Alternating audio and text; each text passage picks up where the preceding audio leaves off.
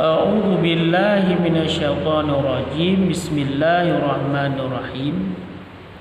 Pelajaran yang kelima. Wudu.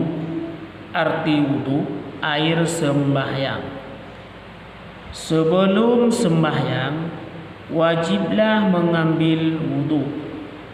Segala tak sembahyang, boh sembahyang sunat, boh sembahyang wajib legitanya tatu wudu. Dan fardu wudu ada 6. Fardu dalam wudu nambah perkara. Ya. Yang pertama, berniat dalam hati waktu mulai membasuh muka. Yang pertama ni untuk Yang kedua, membasuh muka wajib. Yang kedua, membasuh kedua tangan yang adalah perleh serta dua siku.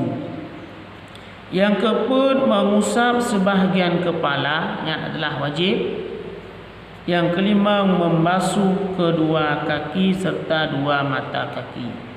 Dan yang keenam adalah tertib yang adalah bertatupu. Maka dia bertatupu bedakan teh wajib wudu dan teh sunat wudu.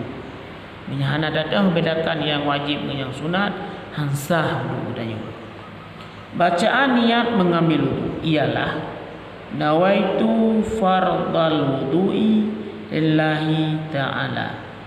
Artinya sengaja aku mengerjakan fardu wudu karena Allah Ta'ala. Dan nawaitu rafal hadasil asrar, sengaja aku mengangkat hadas kecil. Jadi tajuk yang panjang jut, yang panduk bijut. Batik kita yuk darah muka, tanit wudu. Ya, mbak. Pekerjaan sunat sebelum mengambil wudu. 1. Membasuh kedua tapak tangan.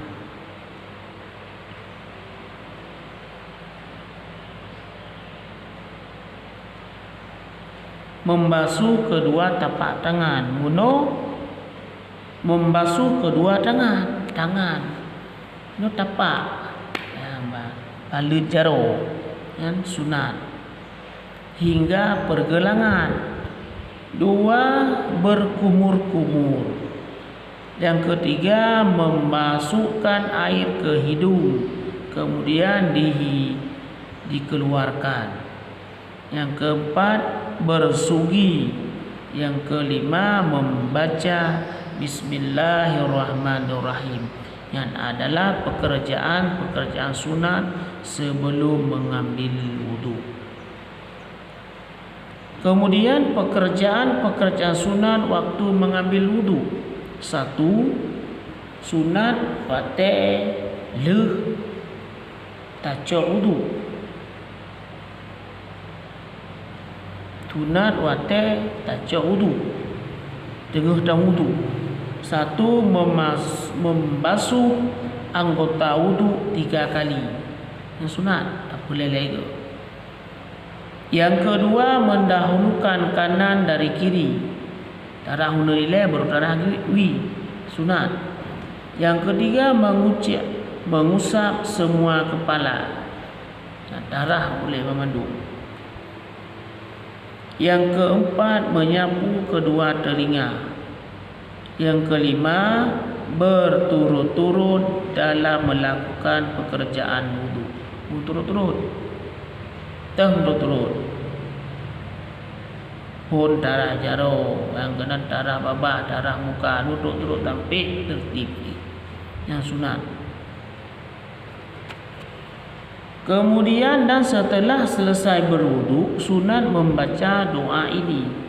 Doa sesudah berwudu. Asyhadu an la ilaha illallah wahdahu la syarikalah wa asyhadu anna Muhammadan abduhu wa rasuluh. Allahumma ij'alni minat tawwabina waj'alni minal mutatahhirin.